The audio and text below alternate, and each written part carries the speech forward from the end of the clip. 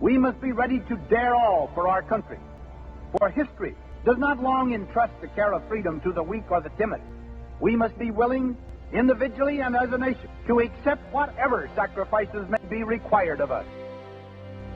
A people that values its privileges above its principles soon loses both.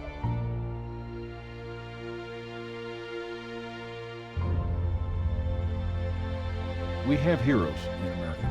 Lincoln, Washington. Look at the great statues and the monuments in Washington. 50 years ago, American generals were most admired.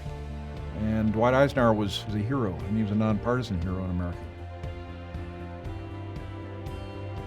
As a military leader, as the president, and as a citizen deeply dedicated to democracy, Dwight D. Eisenhower compiled a record of public service that has won him a unique place in the history of this country and the world in the 20th century.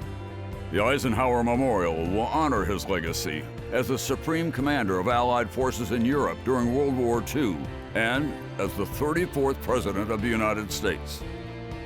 He will always be remembered, I think, first and foremost as Supreme Commander in World War II. He made some of the toughest decisions imaginable, none tougher than D-Day, when he had to make that fateful choice. Picture him standing with the troops of the 101st Airborne the night before they jumped. That will always be the image that has to be captured in the memorial. In order to do something, it has to have some gravitas. It has to be borderline a work of art of some kind. The story will be pretty powerful. We would use these blocks and carve the sayings into those, and so give it some dignity for a memorial to such a great man. I found a person who was never going to give up. He was a guy that did it, and did it for real, and made the world a different place for all of us, a better place.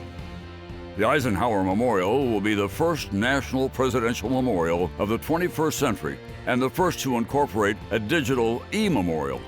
A companion website and mobile application will engage visitors of all ages with the extraordinary life of the general and the president. A series of films chronicle the pivotal events and milestones that served as turning points in Eisenhower's life and his career.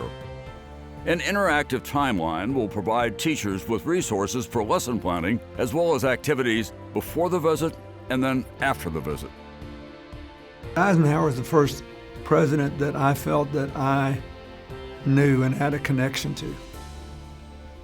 And my family were all Democrats, but we liked him. The American dream is really that you can be anything that you want to be, but you have to do the climbing. And that's exactly what he did. He's a person who embodies what you would call typical American qualities. He comes from the heartland, Kansas, and yet he makes history. As leader of a coalition command, he's somebody who forges the peace.